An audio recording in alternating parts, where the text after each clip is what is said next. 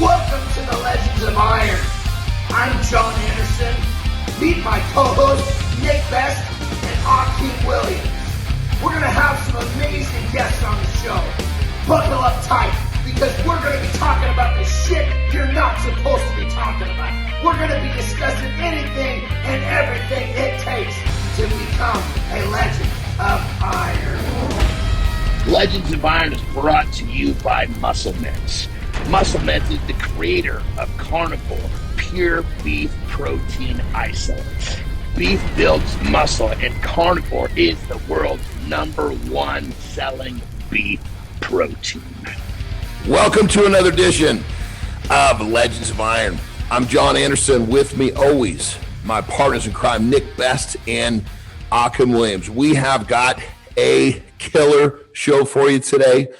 We've got a monstrous show for you today because our guest is a monster, or maybe we call him a dinosaur. T-Rex, to be exact. We have got one of the best strongman in the country, in the world, and he is coming on strong. He's getting better by the year. This guy is definitely someone you'll watch. He's entertaining. He's strong. He's pretty much got it. Let's welcome Evan T-Rex Singleton to the show. What's going down, my brother? How you doing, brother? Good to be here. Good to have you on the show. Come in! What's up, boy? How you doing? Good, man. Just monster of a man. You barely fit in that goddamn screen, brother. Holy shit. I'm holding it kind of far away from me just so I can get my shoulders in it. I love it. I love it. Well, real quick, where did T-Rex come from? Is that something that where did that get let's a little backdrop on the nickname? It's one thing that has personally developed a little bit of meaning to me over time, but initially it was I got my T-Rex tattoo on both of my hands, and I got that about 2 months before my first competition in strongman in 2018. And people at the competition started calling me the T-Rex, and it's honestly something that I've just kind of stuck with and ran. So, right, a good nickname sticks. You know, it goes out once, people grab it, and there you go. I love it. I think it fucking fits you perfectly, brother. So, thank you. Well, let's go back in time. Let's go back in time. Now you're one of the world's best, top of the food chain in the strongman world. But there was a time when you were fiddling around with some different stuff. You came. Forgive me if I'm wrong. Right out of high school, you went right into wrestling. You got signed with WWE, correct? Yes, sir. I got signed to WWE at the end of my 18 when I just turned 19. Yeah. So you're just a kid. Obviously, I wrestle myself, so I know what it's like being on the road and doing all this stuff. So I can only imagine being 19 years old, being exposed to what comes along with being on the road. Talk to us about that. Yeah, it was definitely wild, especially because I would say that at 18, 19 years old, I didn't have a lot of worldly experience. So it was a big culture shock and kind of like almost a violent shove into adulthood. Yeah, I bet. I've only been out of the state of Pennsylvania where I was born and raised maybe like 2 or 3 times. And as soon as I got signed there, I moved down to Florida by myself and pretty much just picked up and went. And yeah, the world of wrestling is definitely an interesting one. That's for sure. Now, I gotta ask a question, man. What is it with strongman in Pennsylvania? I noticed a lot of strong guys in Pennsylvania. For real. See, the thing is, there isn't shit to do in Pennsylvania. So you either hunt or you pick up rocks, and that's pretty much it. That's it. Working hard is in the culture over there too. You know. Yeah. We got all the Amish, so yeah, all those shit. Build a barn in like 30, 45 minutes. So basically, you grew up pulling buggies. Yeah. Let's cut the buggies like a Clydesdale. I love it. Well, give us a little more juice on, most people have never really understood. I mean, people see wrestling, they see in the ring, they see come out of the curtain. What they don't see is all the shit that goes into making that fucking 12-minute match. And at 19, I mean, when I started wrestling, I was in my 30s, and I had, like you said, I had the worldly experience. I'd traveled all over the world, so I was able to take all of the shits, all the temptations, and kind of keep them at bay.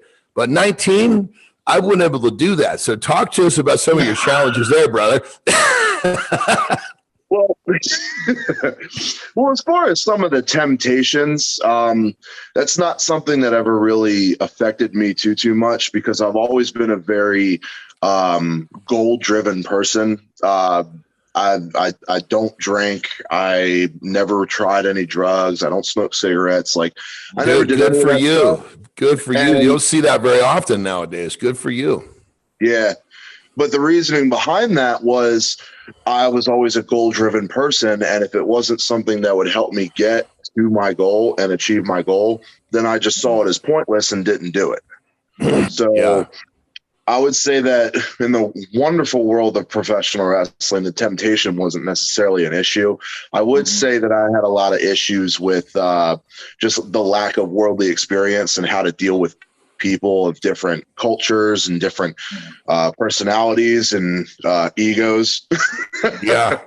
Well, let me ask you a question, brother, because you're talking about not drinking, not doing drugs, which is more power to you. That's fucking amazing. Great job. There's not many people that do that. In that world, you're not dealing with people that don't drink and don't fuck around with drugs. That's just the way it is. Oh God. I was the same. I mean, I really drink on rare occasion. So when I showed up into the wrestling world, I was a target for that. Yep. And so what I had to do literally was I had to fucking, because I'm, obviously I'm a bigger guy. Not everybody can metabolize alcohol like I could. So I would basically just drink people under the table and drink them hard under the table, make them hurt. So people would stop fucking with me. Really? Yeah, that's what, because it's kind of like in the locker room when somebody fucks with you.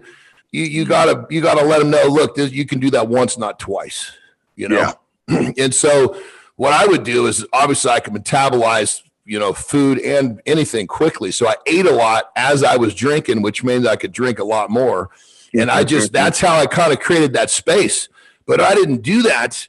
I would have been a target, day after day, because everybody's trying to get the guy that won't drink to drink. How did you deal with that? That was kind of a problem, just because there was a couple of things that made me a target. And honestly, the whole not drinking and not doing drugs and all of that stuff was never really made me a target as much as not having any professional wrestling experience, not having any professional wrestling lineage. Like, nobody in my family ever did it. And the fact that I was so young and I was brought up right out of high school. The guy did not like that at all. Well, brother, we had a lot in common. I mean, granted, when I started wrestling, I had basically no experience, and just the way I look is what got me the shot. So I felt that same pressure as well. So I know exactly what you went through. I mean, these people are talking about, oh, remember so-and-so, like he was some great athlete and 20 years ago. And I'm like, yeah, I remember. I'm trying to play along. But I mean, so when you go into that world, these are people who, I mean, think of it like a sport that people love. It's sports entertainment. And if you're not a part of that, you get fucking singled out real quick. And that was me. It sounds like that happened to you too. So I totally understand where you're coming from. That's a tough place to be, especially at 19, Yeah. And I contribute a lot of the difficulties that I had just because I wasn't used to that and I didn't know how to process that at the time. I didn't have that experience with people who were just constantly making me a target. Yeah. I mean, I'm perfectly happy now slapping the shit out of somebody who does that to me, but back then I didn't have that confidence.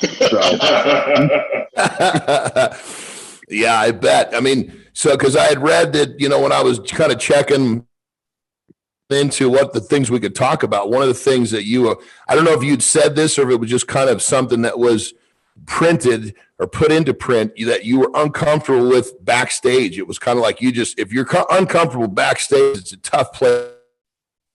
business as a whole. That's where all the shit was going on. So much the locker room. Yeah. Yeah, I would definitely say that. I don't remember saying that, but it sounds like something that I could definitely agree with. I had a lot of problems with people backstage. A lot of stuff that was very two-facey, in a sense that they would say something to your face and then they would go like talk shit about what they just told you behind your back. So had a couple of those experiences. Sounds like pretty much every industry, man. That's fair. Yeah, that's fair. So here's a question. Here, I'll give you an example then, without trying to name like names or anything like that. When I first got into pro wrestling, I said it was when I first got into WWE, during one of the classes, they had all the new guys go up one by one, introduce ourselves, and then they asked us, who was your favorite wrestler growing up? And I said I really liked watching Goldberg. I really enjoyed Goldberg. I loved that he would come out there and he would just smash people, and I thought that was really entertaining when I watched it when I was a kid. And I was ridiculed mercilessly for that because Goldberg's not known for his technical in-ring ability. Brother, I would have said the same we were on the same level. The difference was I was 15 years older than you, so I should have known better. But I remember just being trashed for that. Like everybody in the class, the teachers, the wrestlers, everybody would just give me crap for that. And now I look and I'll get like, I'll see like a clip that somebody sends me of WWE, people talking about Goldberg because he made this big return, I guess. I don't watch it anymore, but apparently he made a really big return and everybody's just like sucking his dick. Like everybody's like, oh, Goldberg's one of the greats and he was amazing and he's awesome to work with and all that. It's just like, you guys picked on me mercilessly for saying that shit like 10 years ago. Fuckers. What changed, right? Yeah, what changed? Is it because he got brought back and now he's being pushed? All right, that's fair. It's just the fact that the wrestling enthusiasts they saw him as, you know, he was a big character. He was main events, but he wasn't technically a great wrestler. And they're trying to you're in a school where you're learning techniques, so they're wanting you to spit somebody out that has greatest tech. They don't care if he was ever rose to the top. They just want to see, did you recognize who was good or not, you know? Yep. In terms of technique. So I get it. But I side with you and I understand. I went through it too, brother. So I giggle because I can remember similar situations. I was discovered as knowing nothing right away, even though I was on tour. You know, it's just the way I looked. Yeah. They quickly realized that I was good at one thing, which was fucking screaming and flexing my muscles. And that was it. I was a shitty wrestler, top to bottom, but I could fight, you know, just the way I looked. If I looked fucking crazy, that was enough, you know? John, they treat you like a chick with big tits, huh? Oh, my gosh. That's it. You know, that's what it comes down to. You're just a dirty dish towel. You know, when you get dirty enough, they find another one. I love it. It sounds about right. So what was it finally what was the straw that broke the camel's back? It was an injury, as I understand. Yeah. Yes, sir. I was performing live with Eric Rowan, and at the end of the match, I took a choke slam and something happened and I ended up getting thrown on the back of my head instead of flat on my back. Head bounced up against the mat and it gave me a hemorrhage in the left side of my brain. Oh, fuck. Yep. Wow. And after I want to say it was about 6 to 8 months after that, the neurologist I was seeing told me that if I took another bump like that, that could reopen and I'll bleed into my skull until the pressure would compress my brain and it would kill me. It would be over, game over. No, I mean, there's no joke in there. In Japan, my tag team partner broke his neck in the ring. Then I watched him get his neck broken, just pow, just like that. Yeah. He's running around 1 minute, next thing a minute, he's sitting there talking, but he can't move anything. It's freaky shit, you know. So, yeah. Well, clearly that was not your place anyway, because look at you now, brother. Nope. I at the time, there's no way that I could have seen it as anything other than just pure heartbreak, because I was 19 years old and I made it. I got signed to WWE, and then that happened, and I just feel like my dream was taken away from me. And there was definitely some low points that I had to deal with, but now looking back at it, I see a blessing in disguise, because if that never would have happened, I probably never would have found strongman. And I genuinely feel like this is my calling. I'm doing what I was put on this earth to do. Well, brother, let me tell you, you keep doing what you're doing, they'll come back and want to pay you anyway, and then you won't even have to take bumps. That makes sense. So you just keep doing what you're doing, and they're looking for big dudes like you, especially someone that's made a name for themselves. So you just stay on the path you're on. Once you feel like, strongman is kind of get to that certain point, and maybe you're a little banged up and you're ready to go grab some big checks, you can go back to them. But at that point, all you got to do is walk in the ring and talk. It's a much better gig, Yeah, that's fair. That's fair.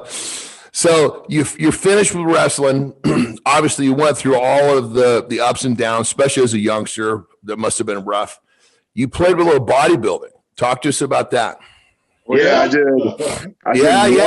Here we go. I did one show. I learned really, really quick. Bodybuilding's not for me.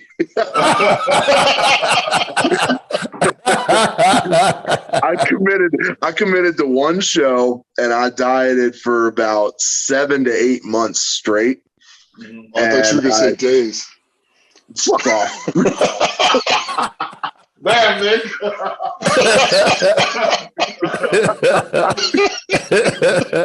If it makes you feel any better, the second that I got my trophy for second or third, I forget which one it was. As soon as I got my trophy, I was like, I'm never doing this shit again. Ever. This is a once and done kind of thing for me. I can't do this shit again. I'm curious why you it turned you off. Honestly, it was the diet. It was the diet. Yeah, I mean, I still to this day, unless it's deep fried, do not want to eat chicken ever. At all. I so much goddamn chicken. I am so over it in every single. If it's not KFC, I don't want it.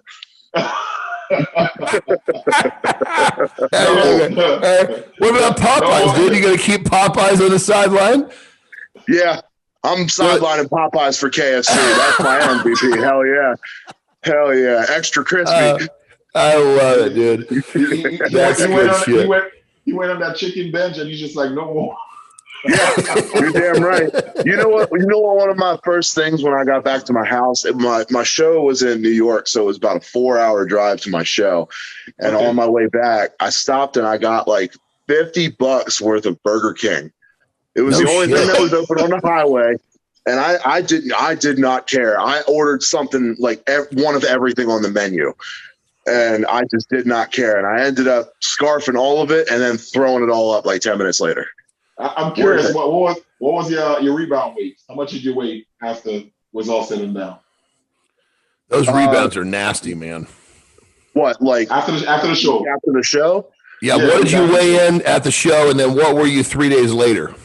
Yeah, exactly.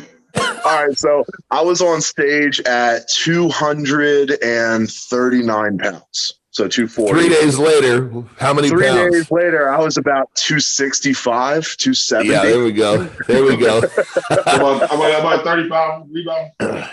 Yeah, the rebounds. I mean, when you really my first bodybuilding show, I had a 27-pound rebound in 36 hours. I just had no idea how to control it, and it was awful. I mean, it was like.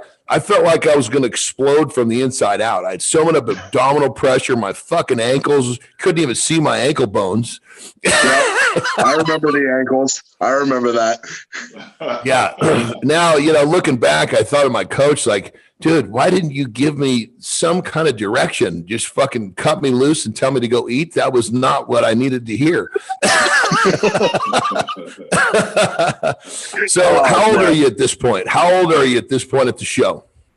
I am 29 years old. No, I'm sorry. At the bodybuilding show. Bodybuilding, I was 23.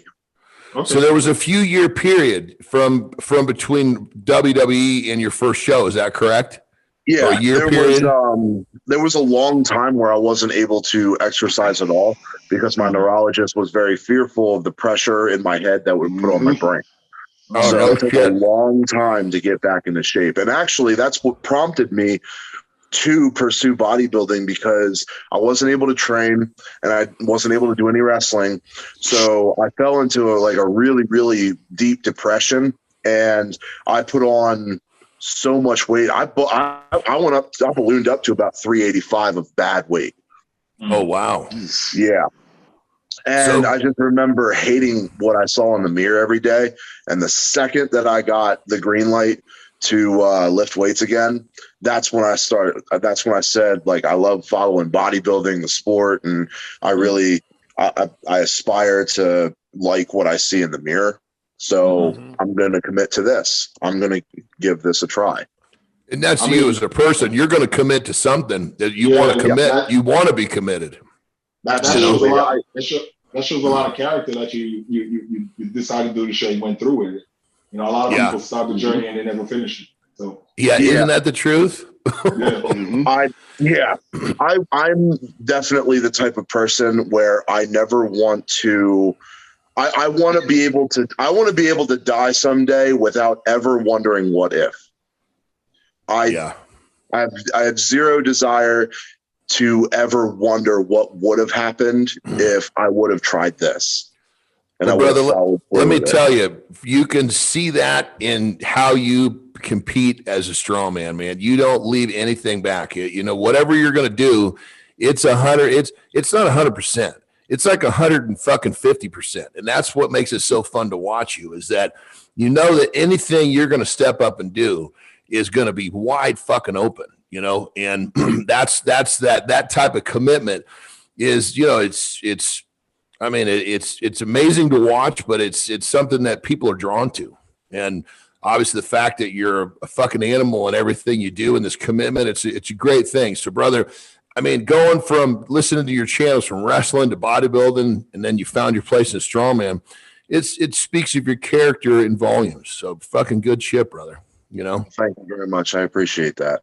Yeah, 100%. And this is just the beginning for you, dude. You just scratched the fucking surface of what you're doing right now. So now we move the timeline forward. So we're done with the bodybuilding show. Somehow we stumble into strongman. Well, my mindset after bodybuilding, because I was pretty firm on the whole, my stance on bodybuilding is I'm proud that I stuck to it. So long. I'm proud that I went through the entire process. I put together a routine, mixed my music. I got up on stage. I got my trophy. I did everything that I said I was going to do. I have the pictures, the trunks, and the trophy to prove it. With that being said, I am never doing this shit again. So in my mind, I wanted to do something that I could do and be competitive in that was weightlifting related, because I started lifting weights when I was 14, not for strength purposes, more than anything, just to get in shape and help me with amateur wrestling, which I was really good at. I just love the way that lifting weights makes me feel. So I wanted to do something weightlifting related that was competitive, that wasn't bodybuilding. So I looked around online and found a powerlifting and strongman gym in my local area, McMillan's Training Systems in Lancaster, Pennsylvania. And I went over there, and I actually had the intent of starting with powerlifting because it was a lot simpler. It was just 3 lifts, and it would be a really good way to build kind of a base strength for me, because I never did strength training before. It was always for aesthetics. So I set up a date to tour the gym, and as I'm going through the tour with the owner, somebody's doing log press, and I ended up bugging him for a little bit. I asked him a couple questions about strongman, about log press, everything like that. He actually let me work in with him a little bit and showed me like 1 or 2 things. And I decided, okay, well, maybe I can just try a little bit of the strongman stuff for like a week, 2 weeks, if that. And I want to say, like, within a week to a week and a half, I was like, found it. The rest was, I could feel that coming. The rest was history. We were real close to that. I could feel it. I love it, brother. Yeah, I was just, the first time that I tried log that day, and then like the next day I did farmers and yoke, I was like, oh, I love this. This is fun. Nice. And that's very nice. No, never looked back. Evan, people need to understand something. What's your max log now? It's got to be over 450 because I've hit 450 already. Exactly. And what's your max deadlift? What's your best pull in a contest? 1,000 pounds. Yeah, I knew that. I'm just, I know what it is, but I want people Go ahead, to bring it up. understand. I don't mind saying Just it. how He says that so casual. I remember when Eddie Hall pulled that 1,000 pounds under Arnold. I was so freaking mind blown, and you just seen 1,000 pounds. Like, it's 1,000 pounds. That's crazy. Isn't it crazy, dude? The level of strength now. I know. I mean, hands down, the strongmen are the strongest people on the planet. I love powerlifting, but when you come right down to it, you don't. There's so many 1,000-pound plus pullers in the strongman circuit right now. It's fucking insane. It's insane. Yeah, the night that I pulled 1,000 pounds in Manchester, England, I was one of 7 guys that pulled 1,000 pounds plus that night. 7 in one comp. That's crazy. Wow. That's over half of the field. Dude, talk about an environment to pull heavy. Yo. I remember when I did 850. I was on Mountain Everest, because I couldn't believe that I could pull something like that. And hearing these guys talking about they pull 1,000 pounds is fucking insane. Oh, it's crazy. It's crazy. Mm-hmm. And the thing about it, to go from 850 to 1,000 is a quantum leap. Yeah. Quantum leap. Yeah. Night and day. You know? Yeah. Night and day. Yeah. I mean, once you get that heavy, even 10 more pounds makes things just impossible. Exactly. Yeah. You know? It's funny how once you get so heavy, you just get so excited about a 5-pound PR. It's wild, man. It's wild. And your positioning, your body positioning, your technique and leverage, if it's off just the littlest bit, ain't going anywhere. Yep, absolutely. Crazy stuff. So you basically found your spot right away, which is great. So you're now, how old are you now at that 29. time? No, I'm sorry. How old are you? I need to pay attention to the questions more. Oh, it's all right, brother. We're having a fucking good time here, I would say that I found the strongman gym when I was like late 24, turning 25. Oh wow. So you're literally, you've only been I knew you'd only been in the sport a little while, but you're talking like 3.5, 4 years tops you've been in the sport. And you went from a guy who had just become, disenchanted with bodybuilding to a world elite in a basically a 4-year period, which is pretty fucking awesome, dude. Yep. My first competition was April of 2018. It was North Carolina's Strongest Man, and the winner of the open class got a qualifier to Giants Live North America. And so that was it. You basically won that first contest and went right into the big time. Pretty much, yeah. Yeah, how'd you do in that first Giants Live contest again? What's that? How'd you do in that Giants Live contest? I took 8th. And how'd you do the next year? I won. Exactly. That's fucking insane. That's insane. Nick, he's so humble, man. I know. That's why. Yeah, he's so humble. That's why I'm pushing some of these issues, because people need to understand. Yeah, man. He's a freak. He's a freak of the freaks. Oh, I mean, what he's done, unbelievable. I mean, you can talk your shit, man. Yeah. You don't have to be that humble in this entire no. You can talk plenty. And I'm skyrocketing American Strongman to the stratosphere. We're going to pass all those shitty Europeans. And I'm taking the world's strongest man title from that giant bug-eyed Scot, Tom Stoltman, and I'm bringing it back to the States, baby. There we go. Keep preaching that shit. Because let me tell you, bro, the more that you cut promos like that, and the better you do, which you're doing both that's when WWE is going to come and say, hey, come and talk on our microphone. But by the way, there's a 7-figure check that comes along with this. You're not going to have to take any bumps. So just keep doing what you're doing, brother, because entertainment value is value in any sport, you know? So you're crushing it, brother. It's almost to the point where it's kind of effortless for me just because I'm a natural entertainer. I love doing the live shows because I feed off the energy of the crowd. It helps me lift better. And it's just kind of like easy for me, honestly. It's just I don't even really need to think about it too much. Like I just go out there and I have fun. That's called the it factor, brother. That's the it factor. Some people just have it. They can just, when the time is right, they just come alive. And that's what it's all about, you know? So, dude, keep fucking doing what you're doing. Keep talking that smack. Keep lifting the big weights because it's all, here's the thing. You're backing it up. I mean, the short amount of time you've been in the sport and how far you've traveled, and you're traveling at such a fast pace, brother, this is what it's all about, you know? Let's go. So here's a question for you. How do the veterans in strongman treat you as opposed to the veterans in wrestling? There's no comparison. There is literally zero comparison I could ever fucking make to strongman competitors versus wrestlers. Because not only in wrestling were the veteran wrestlers dicks, the new wrestlers were dicks. The lower level wrestlers were dicks. I was shown nothing but love and support from every single strongman from my very first show.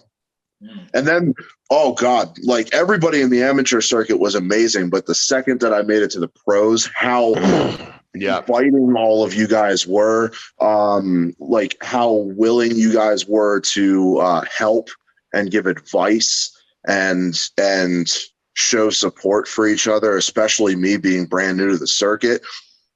I must have, oh God. My perfect example was with you, Nick. One of my first World's Strongest Man in 2020, where I competed. Me, Bobby Thompson, Maxime Boudreau, and Gabriel Pena, we sat in the meeting hall where we were having our meals for World's Strongest Man. This was like 2 days before the qualifiers. We were sitting at our table talking to Nick for hours, because he was just sitting down there and he was just giving us stories and he was giving us advice. And I remember Nick coming up to me numerous times throughout the competition, just like, all right, you're getting ready. Focus that anger and that energy. Do this, and this. You're going to be just fine. You're going to go out there. This is your event. Go kill it. Like he was doing that the whole comp. And that was the first time that I met Nick. So the overwhelming support from strongman is just, it's unmatched in anything I've ever done. It really is. Yeah. Nick, very true, bro. Question, Nick. You sure? You think the reason why there's so much support from, you know, the older strongman to the newer strongman is the fact that you guys are such an elite group of athletes, meaning that there's not many people could do what you guys do? Yeah, that's some of it. Yeah, absolutely. And then also, we want the sport to succeed. We're making some money, but there's a few guys that have made money off this sport, like good money. But everybody else, we're doing it because we love it. We love the sport, and we want to see the sport succeed. And if you don't teach the younger generation, you know, all the pitfalls of it and how to get their head right while on camera and what to focus on and what to go after and what to ignore and stuff like that, we want them to be better than we were, and we want them to make less mistakes than we did. And if there's something I can tell him that'll extend his career an extra 5 years and make him successful, all the better. I mean, I don't know how much longer I got. I'm going to keep going as long as I can, but I'm having fun, and I enjoy, you know, coaching the younger kids and having fun with them and teaching them, you know, the right way of going about things. Gotcha. Yeah, and Nick also too, brother. I mean, we've known each other a long time. You're a special individual, you know, and I'm saying everybody, I totally agree. The sport of strongman is a big family, but you are also a very special individual within that, that group. So, I second that. Yeah. Appreciate yeah. it. So, Thanks. yeah, I mean, it's like, God, it's like, I don't think I can remember a time when Nick has been anything other than positive and smiling, and Yep. it's really great that guys like Evan have you, Nick, because only time Nick wasn't happy was when Michael O'Hearn beat him.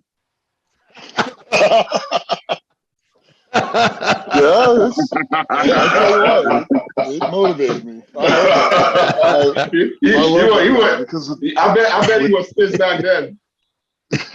Without that guy, I wouldn't have done the things that I did. I went on a tear that just, it motivated me, and I appreciate that, because without him, maybe I win one and just kind of like, okay, I'm good. So I love that guy to death. Yeah, he's a cool cat, man. He's brought a lot of positive influence into just about every corner of the industry. So, so Evan, what was? Let's talk about inspirations. Obviously, you've been in the sport of strongman a short period of time, but you've obviously poked your head in a lot of different areas of being an athlete. Everybody has inspirations. Sometimes it's a parent, sometimes it's another athlete. Talk to us about yours. I would say, as far as people that inspire me, it's definitely other competitors. Brian Shaw comes to mind, because at first glance, surface level, it's American strongman. Incredibly successful. His rap sheet speaks for itself. He's a legend of the sport. Yeah. A laundry list of wins that just does not ever stop. And then as I got to know him and talk to him and develop a little bit of a more personal relationship with him, just who he is as a person, he's just an overall fantastic ambassador for the sport. He really is. There's a reason why he is as successful as he is, and he deserves it, and he's earned it. I remember when he first came into the sport, Nick, you probably remember this too. Fresh out of college, 310 pounds. I mean, looked like a runway model, face all shaped up. I mean, no, I swear to God. I mean, he was like a great looking guy. Like, holy shit, man! The guy's 6'8". He was a basketball player at that point. We're talking about basketball. Brian Shaw, right? Yes. Yeah, good looking guy, and I was just like, dude, I'm telling you, the same person. You go on the internet and start looking back. You're going to have to go back probably like 2005-ish is my guess. But I mean, I believe I was actually judging at a contest. I was judging the lightweights. It was Van Hatfield's contest in Utah where Brian turned pro. Were you there too, Nick? Yeah, I was competing in that show. Were you really? No shit. Yeah, that was the first show. So in 2005, I turned pro at Van Hatfield's show. And then in 2006, Brian turned pro at that show. I was competing. I gotcha. That was my first contest as a pro. Okay. Yeah. Hey, Nick. Yeah. Nick. Yeah. In 2005, I was in 7th grade. I do. Evan, Nick and I were lifting. We started lifting weights in the early 80s. Way before I was born.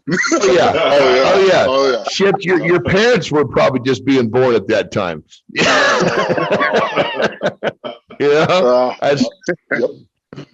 Yeah, but I agree. I mean, Brian he's a special guy, and obviously a great ambassador of the sport, and obviously a great role model, and the fact that you get to kind of follow in his footsteps, because you're kind of, I mean, you're one of those, and I say this with love, you're one of those overgrown guys that, fits that mold, just like you guys don't fit into cars. You guys, it's like you live a slightly different life, Yeah. It's going to be fun sticking him in the mini tomorrow. Don't remind me. So I have a Mini Cooper.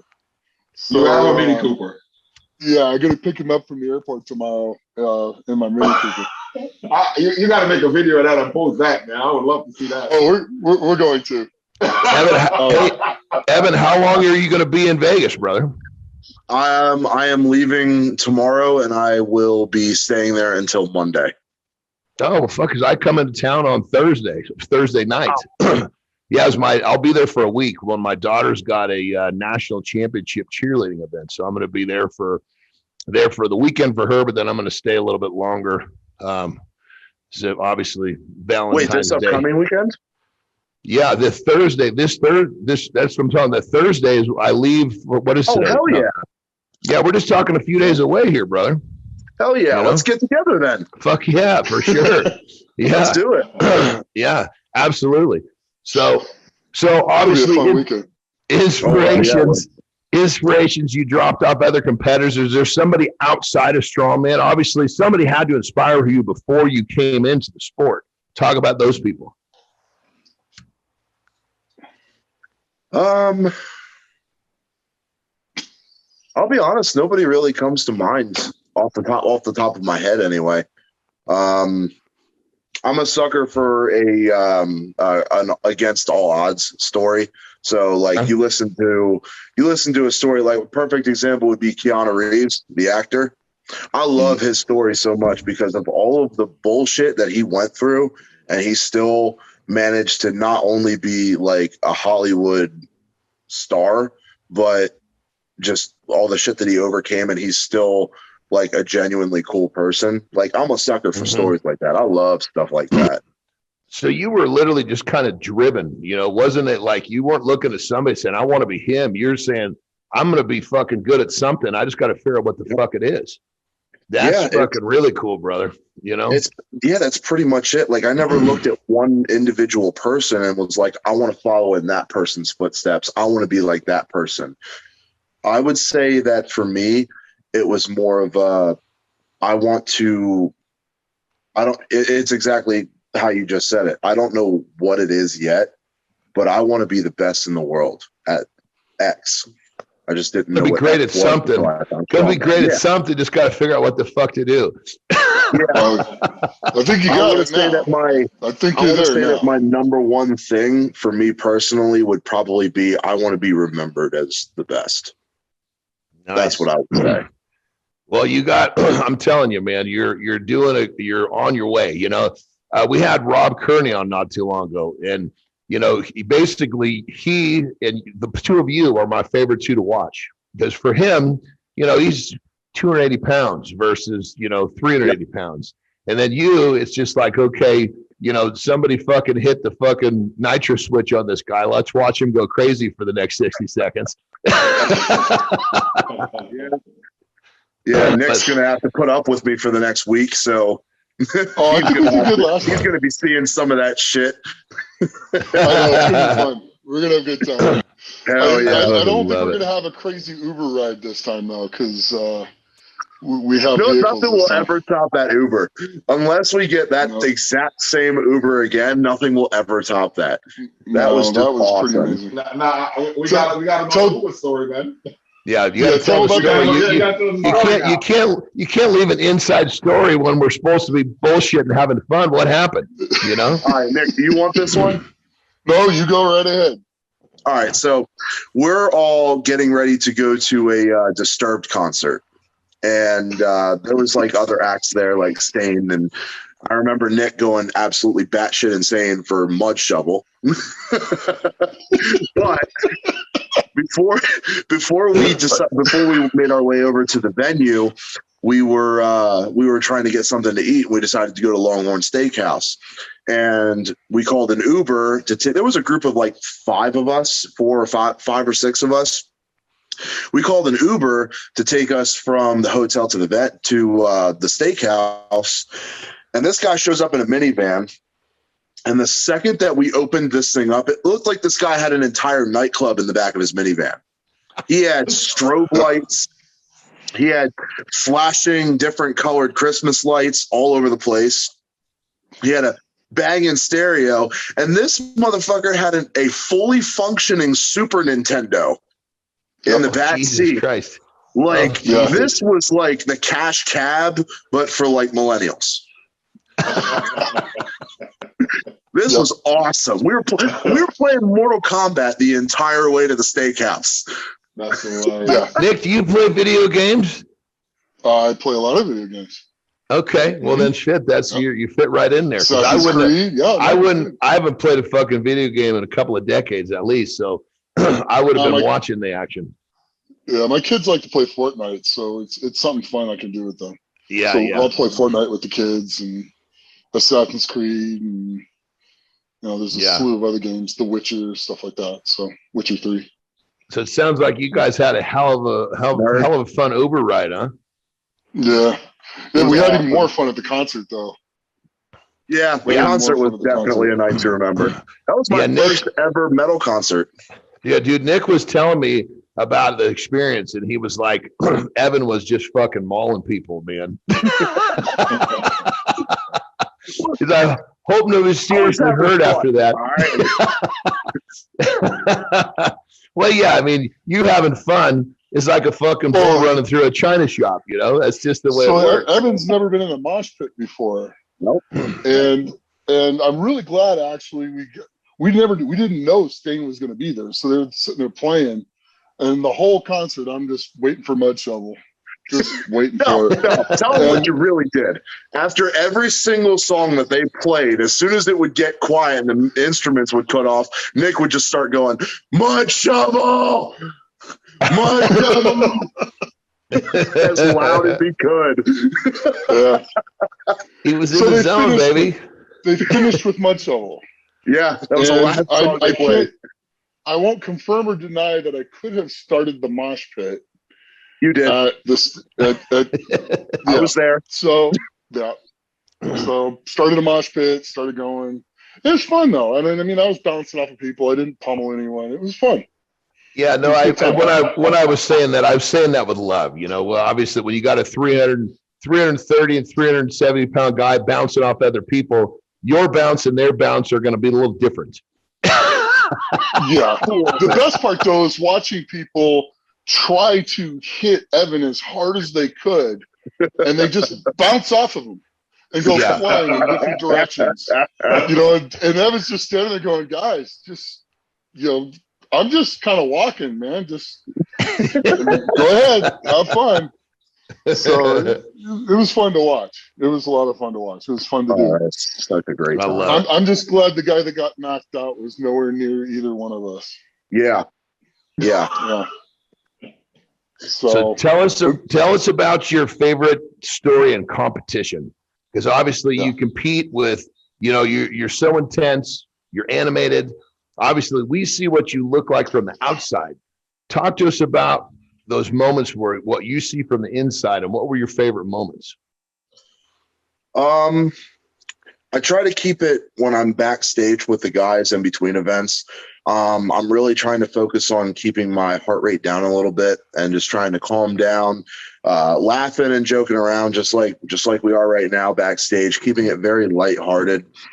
I would say that when I'm getting ready to step onto the competition floor, I want to say maybe a minute and a half to 2 minutes before that, that's when I start kind of getting into my zone a little bit, and I actually start making myself angry.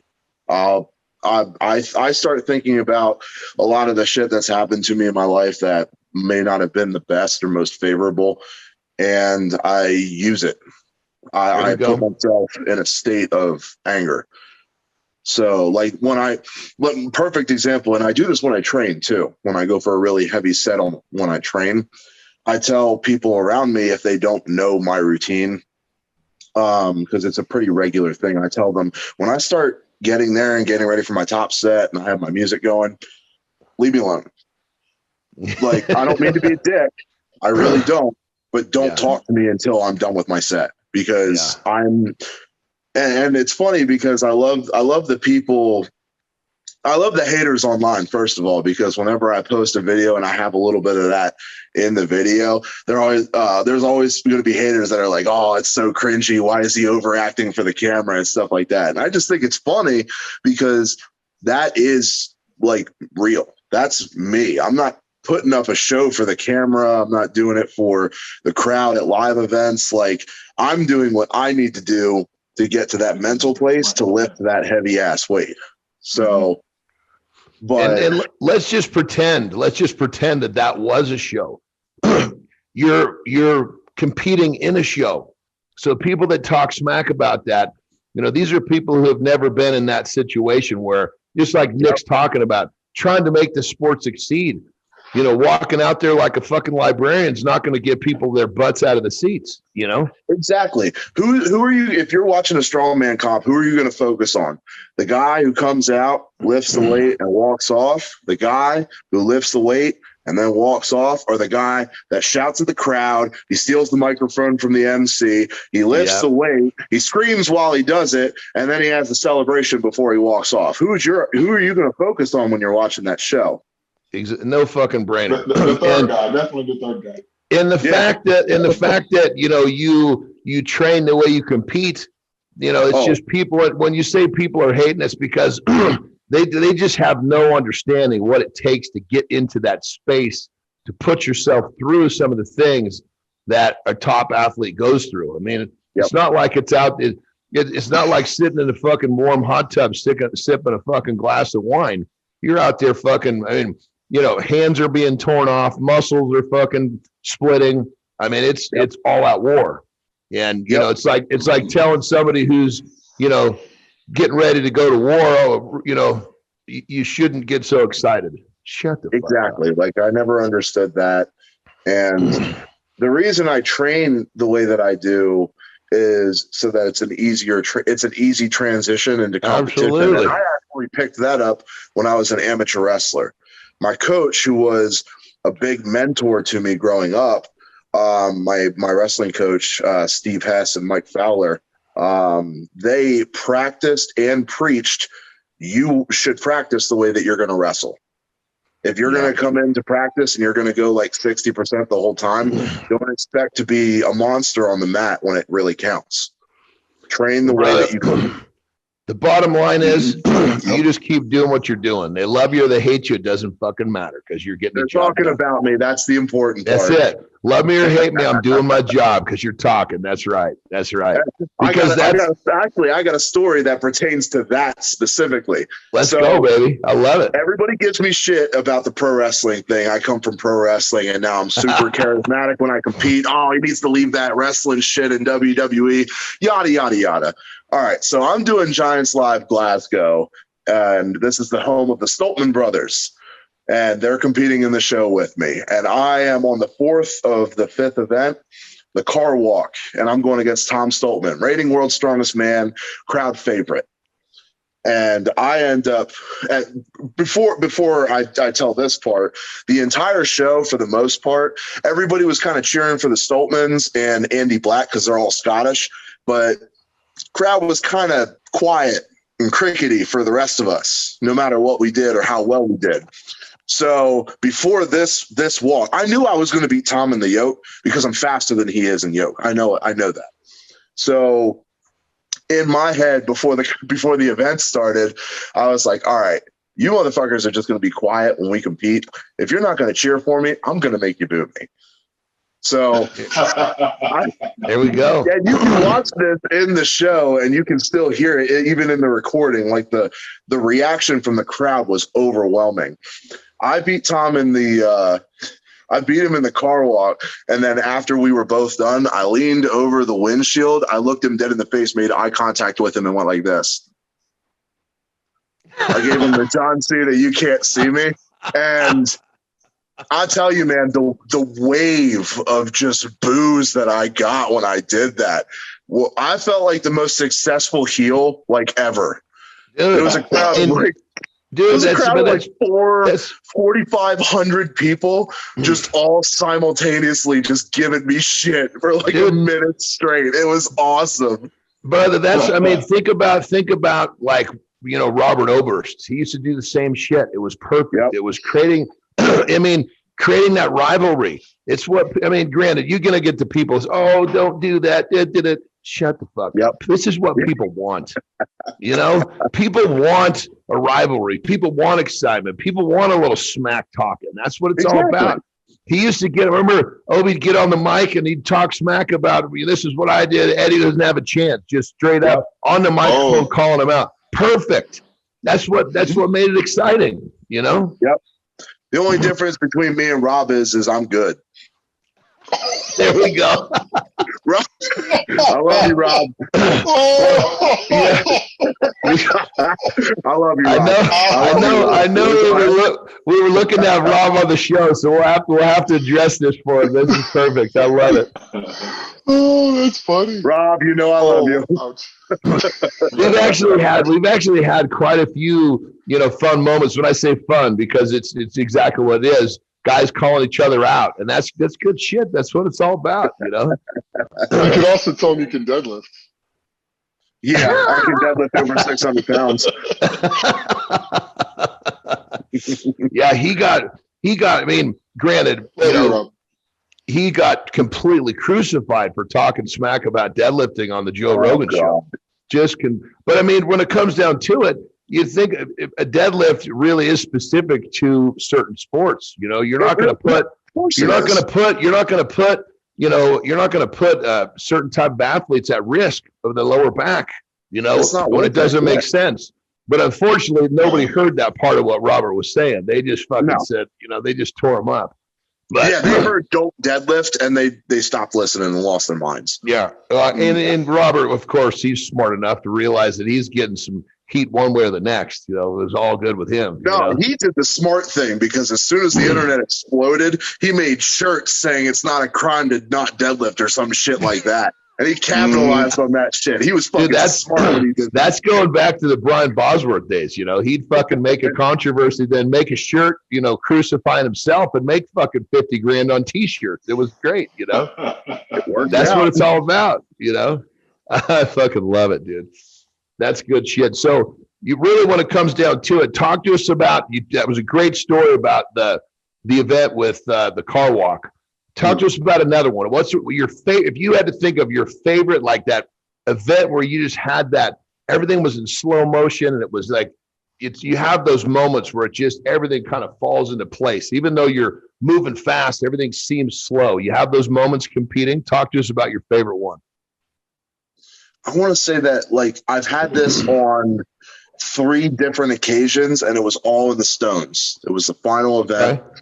And honestly, it was genuinely when I won the competitions. I won Giants Live North America 2019. I won Giants Live Manchester 2021, and the Arnold UK 2021. I won all 3 of those shows. Now, with Giants Live North America, that was my first pro show win. And you can never forget your first. No. You know what I mean? That always stands out to you. And it was just, it meant so much to me, because it was the first time I qualified for World's Strongest Man. Brother, going back to my days competing in strongman, my first international win was a North American Championship, and it was like in I guess it would have been the tail end of my rookie pro season. And I was like, this is fucking great. Well, that was the last fucking one. Winning an international show is a fucking son of a bitch. The fact that you've won 3 already is huge. Absolutely huge. And we're talking monstrous shows too, Oh yeah. Every competition was stacked. Yeah. Manchester 2021, that was the show where I deadlifted 1,000 pounds. And when I came into strongman, I'm 6'6". I never deadlifted for any reason other than just working on a little bit of lower back for bodybuilding. I never deadlifted for strength or heavy weight.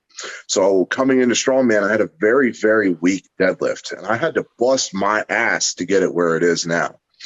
So pulling 1,000 pounds and being one of the very few Americans who have ever done that in the history of the world means a lot to me. Yeah. And then to top it all off, I had 2 back-to-back appearances at World's Strongest Man where I just had the shittiest luck. In 2020, I was winning my heat.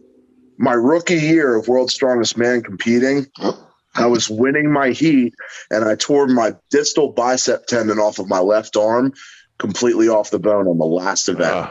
And it stopped me from going to the final. And then in that's a fucking heartbreaker, man. Heartbreaker. I was destroyed, man. I was so heartbroken about that. And then 2021, I was confident that I was going to win my heat again because the events were really good for me. And I was the strongest and fastest I've ever been. And it was in Sacramento, California last year. The second that I landed in California, boom, stomach virus. So for the next 4 days, I was just throwing up, diarrhea. I couldn't drink any water. I couldn't eat any food for the entirety of those 3 to 4 days. I lost 40 pounds in that time. Brutal. Yeah. I was so deflated and pale and dehydrated when the competition started. Honestly, it's kind of miraculous that I didn't get injured competing in that condition. Yes, it Honestly, is. it was awful. Yeah, I mean, the level of dehydration, your muscles were just ready to fucking explode. Exactly. Yeah. I'm really shocked that I made it out of that without an injury. Well, you're in your 20s, you got a lot more flexibility. In another 10 years, it's going to be different. 10 years, you probably treat that very different than you will right now. Right. Yeah. Your flexibility starts going about 45. You got a good long way to go. That was like 25 years ago, right? 8 years ago, yes. I fucking love it. So I love you, Nick. Love you too. I had those back-to-back really bad performances at World's Strongest Man, the unlucky performances, and I had a point to prove. So winning that show, the slow motion came in the stones, because if I beat Alexei Novikov, then I won the show.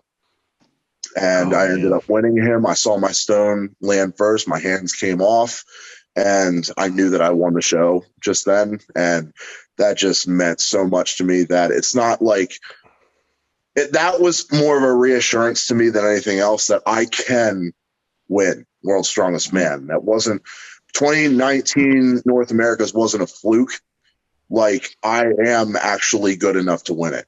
And then the Arnold UK, I mean, same thing. I mean, I won the inaugural first Arnold UK Strongman competition. It came down to the stones. Me and Alexei Novikov, we went into the stones with him at like a 1 or 2 point lead, and I ended up beating him by like 2 placings. So we ended up actually tying on points, but because it goes to who did the stones faster, that was me. So I ended up winning the show. Damn. Just the slow motion thing that you were talking about honestly happened all 3 times during the stones. That's killer, brother. I mean, those are those moments that you want. Those are the best moments, man, because it's like you smell. It's like you get to really kind of. It's like you can think back to that time, and it was just a few seconds, but it seemed like it was so much longer because everything's so clear. Yeah. Good shit, brother. That's fucking good shit. I love it, man. Yep. I love it. All right, here's a question for you, brother. So we got a time machine. You can get in that time machine and you can dial in the exact day and the exact time. You want to go back, you're going to go back and you're going to talk to yourself. You're going to give yourself a piece of advice. When do where in your lifespan, where in your timeline, where do you go? How old are you? Where are you? What are you doing when you go as you are right now today and talk to that younger version of yourself? And what do you say? I would honestly tell my 10-year-old self to start strength training. Honestly, like, I don't want this to come off sounding arrogant, but I know for a fact that if I would have started strongman and powerlifting and strength training specifically at a much younger stage in my life, I would have already won World's Strongest Man more than once. I know I would have. Well, I mean, look at you, just like a minute you're talking about, you didn't deadlift for any reason. You didn't ever deadlift for strength prior to strongman, and now you're 1,000-pound deadlifter, which is fucking amazing. It's a very short period of time to develop a deadlift like that. Yeah.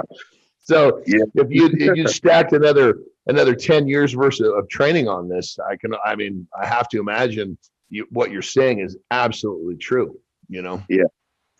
Like I don't regret my time spent in WWE or doing the bodybuilding. I don't regret any of that at all. Absolutely. I don't. But I can't help but think if I would have started strongman when I was like 14, like some of the crazy Ukrainians and Russians, Jesus, it would be nuts where I would be at right now. Yeah, no, I mean, it's very true. I mean, some of these guys now in Europe, they're learning these techniques, they're fucking prepubescent, Yep. It's crazy.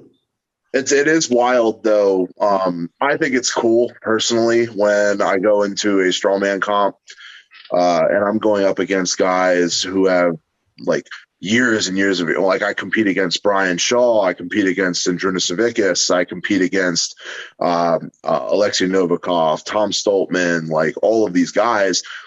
And like Alexei Novikov is like 25 and he's been doing this for over 10 years. That's crazy. That is insane. Yeah. And it's funny. To me, it's funny just because every competition I go into, I'm always the guy with the least amount of experience. I've been doing strongman for the least amount of time. Yeah. It's just, it's awesome. Oh, that'll change. That will change. Oh, I know that. Yeah. I'm not going to be the youngest forever. Yeah, you just gotta keep doing what you're doing, brother. All you got to do is keep doing what you're doing, and that's you're on the path you need to be on. There's no question about that. Yep. Thank you. So just remember, it doesn't matter when you get to the path. It matters that you walk the path and do the path. Damn straight. So you got there. Doesn't matter if you started earlier. It doesn't. I got there at 42. That was my first time when I got there. I was 42 years old. So you're there at 27, 28?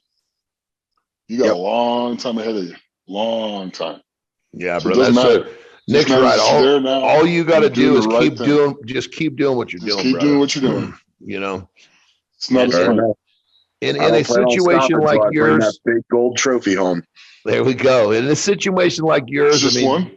So the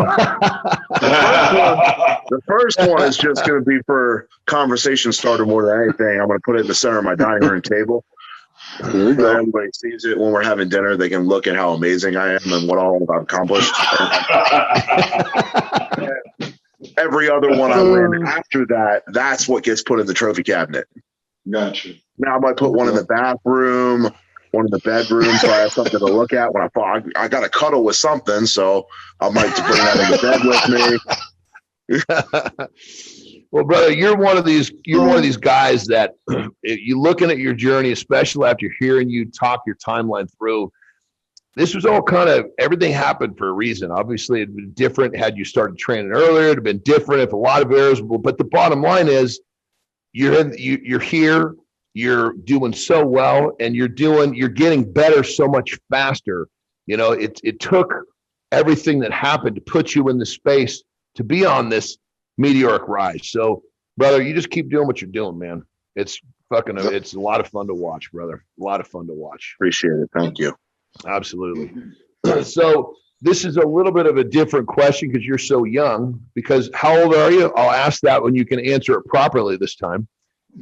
How old am I right now? Right now, as we speak, this second. All right.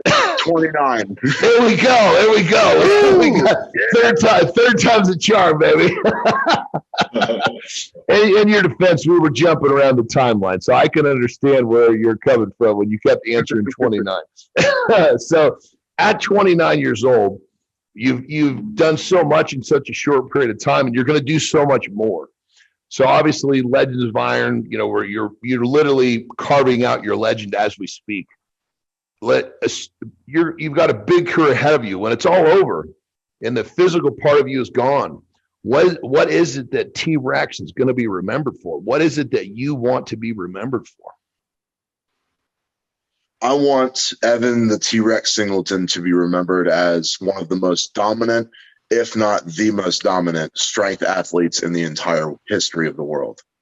I want to be revered as somebody who won multiple world titles, defended those titles, was known for his dedication and unwillingness to quit. Through everything that I have been through, I've been through my fair share of shit in the short amount of time that I've been in strongman. My belief in myself and my willingness to continuously stay dedicated and put the work in has never withered once. I love it, brother. Love it. Good shit. Good shit. Well, again, this is like the tip of your iceberg. So, you know, you got at least another decade to be doing what you're talking about, if not more. I mean, Christ, look at Nick. Nick is in his 50s, still competing at that level, you know? Yeah, I know. So, yeah. Fucking absolutely unreal. Brother, you have been one hell of a fun guest to have on, and I got to tell you, I had a hell of a good time talking with you, brother. So thank you for coming on the show. That. Likewise. Yeah. Fuck yeah, brother. I look forward. We'll connect this coming weekend when you're out in Vegas, and I'm going out there too. That'll be fun. We'll go get a meal. Oh, hell yeah. Definitely going to have to do it. Absolutely. Yeah, so thanks for coming on the show for sure. Nick Ox, you guys have anything else for him? I only got one thing to say. If you're taking both him and Nick out, make sure you're not paying, because that's going to be one hell of a bill. Nick invited me. He's paying for everything. We're probably going to do a brisket, and we're probably going to do a prime rib. So I think we'll be okay. Love it.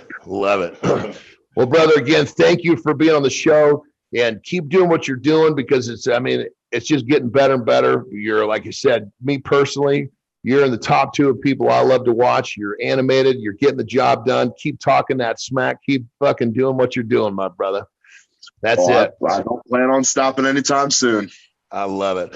Right on. Well, there you have it, everybody. There is another edition of Legends of Iron. We are here to make you the best version of yourself. We've got Evan T-Rex Singleton here sharing his stories to motivate you. Again, we're here to motivate you and make the best version of yourselves. Keep kicking ass out there, everyone. There's another edition. See you next time. Legends of Iron is brought to you by Muscle Mints.